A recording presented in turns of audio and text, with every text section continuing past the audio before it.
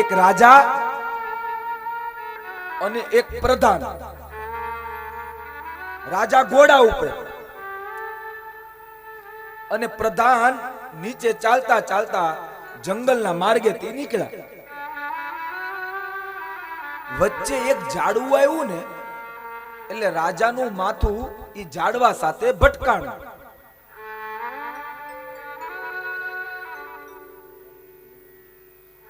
રાજા પડી ગયા એટલે રાજાનો એક પગ તૂટી ગયો.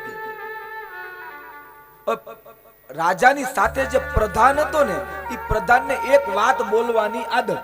ગમે એ થાય પ્રધાન એક વાત બોલે કે ભગવાન જે કરે ને એ ભલા માટે કરે, સારા માટે કરે, ગમે એ થાય ને. એવામાં રાજા પડી ગયો, રાજાનો પગ તૂટી ગયો એટલે પ્રધાન તરત બોલ્યો, રાજા ભગવાન જે કરે ને એ સારા માટે ભલા માટે કરે છે. રાજાને આવ્યો ક્રોધ કે આ પ્રધાન ગાંડા થઈ ગયા, આ મારો પગ તૂટી ગયો ને આ ભલા માટે કરે, ભલા માટે કરે. જાઓ પ્રધાનજી, તમને હું રાજ્યમાંથી બહિષ્કાર કરું છું, તમે રાજ્યમાંથી નીકળી જાઓ. હું તમારો રાજા છું, હું પડી ગયો, મારો પગ ભાંગી ગયો, મને તમે ઊભા નથી કરતા, જે કરી ભલા માટે કરે આવું બોલો છો. પ્રધાન બોલ્યા, મહારાજ હું જાઉં છું પણ સાંભળજો મહારાજ, જાતા જાતા તમે મને કાઢી મૂકો છો ને કોઈ વાંધો નહીં, જે કરે ભગવાન ભલા માટે કરે. પ્રધાન વહી ગયા. રાજા ચાલી નથી શકતો, હાથમાં ઘોડાની આગળ ઘોડાને પકડી પકડી લૂલો લૂલો ચાલે. એવામાં એક ગુરુના 4 શિષ્યો, એટલે કે જંગલમાં જે બલી ગોતતા હતા કોઈ માણાની ને, એવામાં જોયું તો રાજાને પકડી લીધો. રાજાથી કઈ થાય એવું હતું ને, એક પગ હતો એટલે રાજાને પકડી અને સીધા લઈ ગયા ગુરુ પાસે. ગુરુજી તો કે હા આપણે બલી ગોતતા હતા ને, તો કે હા માણાની, તો કે હા જો આ માણા લાવ્યા છે. પણ રાજા એક પગે ચાલતો હતો ને એક પગ આમ ઊંચો રાખતો લંગડીની જેમ. એટલે ગુરુજી કહે કે અરે મૂર્ખાઓ, તમને ખબર નથી પડતી, તમે આ બલી લાવ્યા પણ ખંડિત બલી ન હાલે, તમને ખબર ન પડે? આનો એક પગ તૂટી ગયો છે, આ ખંડિત છે, છોડી દો આને. રાજાને છોડી દીધો. રાજા બહાર આવ્યા ને વિચાર કર્યો કે આ પગ તૂટ્યો એ કામ થઈ ગયું. પ્રધાન જે બોલ્યા હતા કે જે કરે ભગવાન ભલા માટે કરે, ખરેખર પ્રધાનના શબ્દો નીકળ્યા સત્ય. ગાયેગા રાજ્યમાં આવ્યા પ્રધાન, કેમ કે એ સમયે કઈ મોબાઈલ હતા નહીં, એટલે ગાયેગા રાજ્યમાં આવ્યા અને હજી પ્રધાન જાતા હતા એનો ઠેલો પેક કરીને રાજાએ પ્રધાનને રોક્યા. પ્રધાનજી ઉભા રહો, ઉભા રહો. રાજાએ પ્રધાનને નમસ્કાર કરી, પ્રધાન તમે જે બોલ્યા ને કે ભગવાન ભલા માટે કરે, તમારા શબ્દ સાચા નીકળ્યા. કેમ? તો કે કોઈ બલી ગોતવા આવ્યા હતા, મને લઈ ગયા ગુરુ પાસે, પણ મારો એક પગ ભાંગી ગયો એટલે હું ખંડિત હતો, એટલે ગુરુએ મારી બલી સ્વીકારી નહીં. જો પગ ભાંગ્યો ન હોત તો હું આખો સૂળીએ ચડી ગયો હોત. તમે બોલ્યા પ્રધાનજી મને માફ કરજો, મેં તમને ખીજાણો બોલ્યો. પ્રધાન કે રાજાજી ચાલ્યા કરે, પણ રાજા કે એમ નહીં, ભલે તમે બોલ્યા પણ હું તમને ખીજાણો, તમને રાજ્યમાંથી કાઢી મૂક્યા ને તમે જાતા જાતા એવું બોલ્યા કે રાજા તમે મને ભલે કાઢી મૂકો પણ ભગવાન કરે એ ભલા માટે કરે, તો મેં તો તમને કાઢી મૂક્યા હતા, તમે આવું શું કામ બોલ્યા? ત્યારે પ્રધાને કીધું કે રાજા જો હું એવું ન બોલું તો તમે મને કાઢો નહીં, ને તમે મને કાઢો નહીં તો ખંડિત તમે હતા, હું નહોતો ખંડિત. તમારી જગ્યાએ સૂળીએ હું ચડી જાત.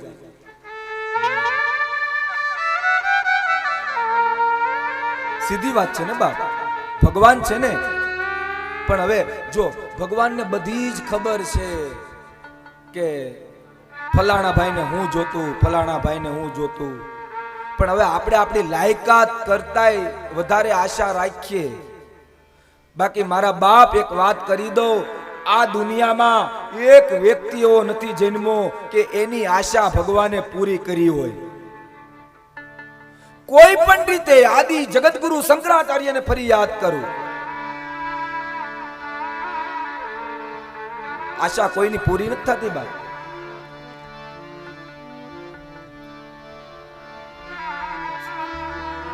હું તો એમ કહું, સમાજમાં પ્રત્યેક માણસ દુખી છે.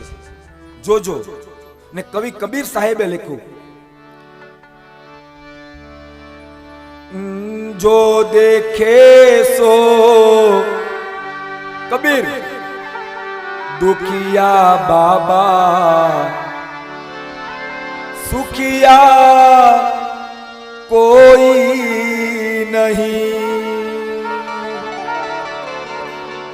जो देखे सो दुखिया रे बा, सुखिया कोई नहीं. राजा दुखिया प्रजा दुखिया, दुखिया बाबा वैरागी. राजा भी दुखिया, कौन सुखी से? प्रजा भी दुखिया, दुखिया बाबा बैरागी. આ દેશનો રાજા હોય તો તમે એમ માનો એ બાપ કે રાજા સુખી હોય? મારે ફરીવાર બોલવું પડે મારા બાપ, આ દેશનો રાજા અત્યારે તો આમ ગણો તો આપણા ભારત દેશનો રાજા તો તપસ્વી વડાપ્રધાન નરેન્દ્રભાઈ જ કહેવાય ને. આપણે 7 કલાક હોઈએ છે, એ 3 કલાક સૂવે છે. રાજા છે છતાં 3 કલાક સૂવે છે. સુખી કોણ? રાજા દુખિયા, પ્રજા દુખિયા. એની પ્રજા દુખી છે બાપ. તમે કદાચ સુખની આશા રાખીને દરેક કામ કરતા હો ને તો એ કામ કરવાનું બંધ કરી દેજો. ભગવાન કોઈને સુખ આપતો જ નથી. ભગવાન કોઈને સુખ નથી આપતો બાપ. સુખિયા બાબા વૈરાગી. મોટા મોટા આશ્રમો લઈને બેસે ને બાપ, એ સુખી નથી. સુખી એક જ વ્યક્તિ છે, એક જ વ્યક્તિ. ને કબીરે એના છેલ્લા પદમાં લખ્યું, સુખી કોણ? સુખ કે કારણ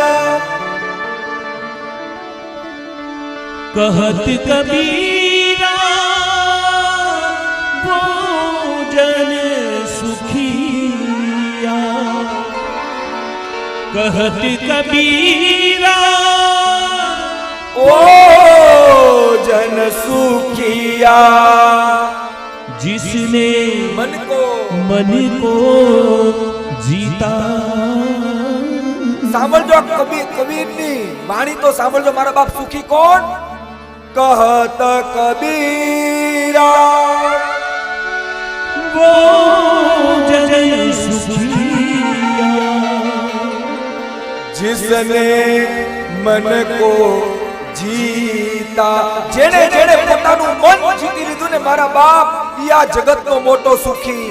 અને મન કોણે જીતું? તો કે નીકળી જાઓ બગદાણામાં, નીકળી જાઓ સતાધારમાં, નીકળી જાઓ પરબભાવમાં. આ બધા પોતાના મનને જીતી લીધું મારા બાપ. અને જે વ્યક્તિ પોતાના મનને જીતે ને એના મંદિર બને મારા વાલા.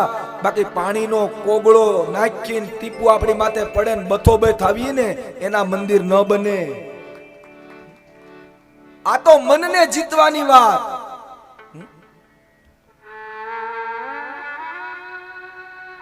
આપણા ઋષિ મુનિઓ કેવા ચાપખા માર્યા આપણને. પણ હવે આપણું બધું કેવું છે? આપણો મહાણીઓ વેરાગ છે. અહીંથી હું જોઉં ને મને આમાં એવું લાગે કે ઓહો આ કથા બધાને આર પાર ઉતરી ગઈ. પણ જેવા બહાર નીકળીને એટલે આમ કપડા આમ ખખેરી જ નાખે. પણ આ આપણા ધર્મ ગ્રંથો છે ને મારા બાપ, આનો એક આધો શબ્દ પણ જો આપણી અંદર ઉતરી ગયો જો તો જીવનની દિશા બદલતા તમને વાર નહીં લાગે બાપ.